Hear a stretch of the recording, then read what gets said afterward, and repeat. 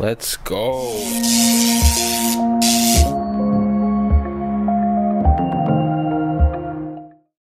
Alright guys, let's get into it. So here I have the Bilstein 5100s.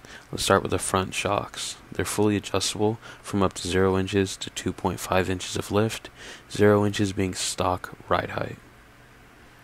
So there's 4 adjustable settings. The first setting, you're going to get 0 inches of lift. The second setting, you're going to get 0.85 inches of lift. The third setting, you're going to get 1.75 inches of lift. In the fourth and final setting, you're going to get 2.5 inches of lift. Here I have a diagram.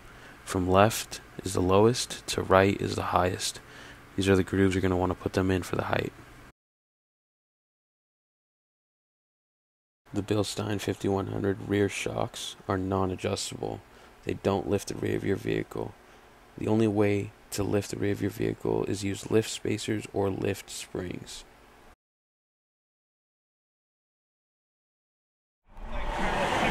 Alright guys, we're here at 4 Wheel Parts.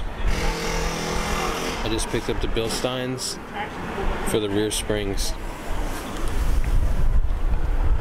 Bilsteins right here. These are the rear springs that should give it about a 1 to 1.5 inch lift.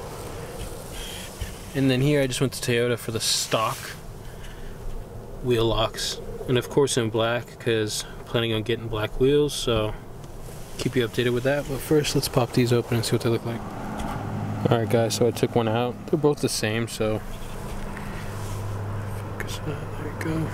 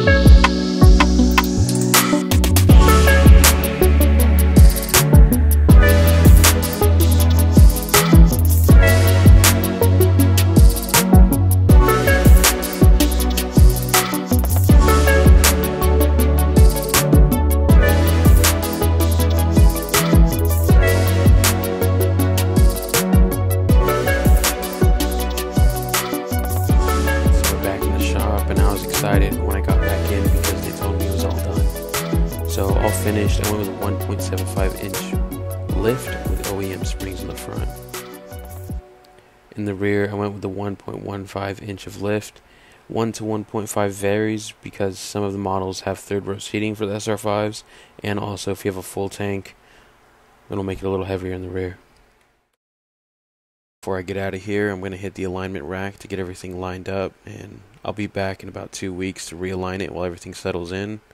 And no, I'm not going to be keeping these ugly wheels on. I have another video coming up. Check it out. New wheels and tires. Appreciate you guys watching.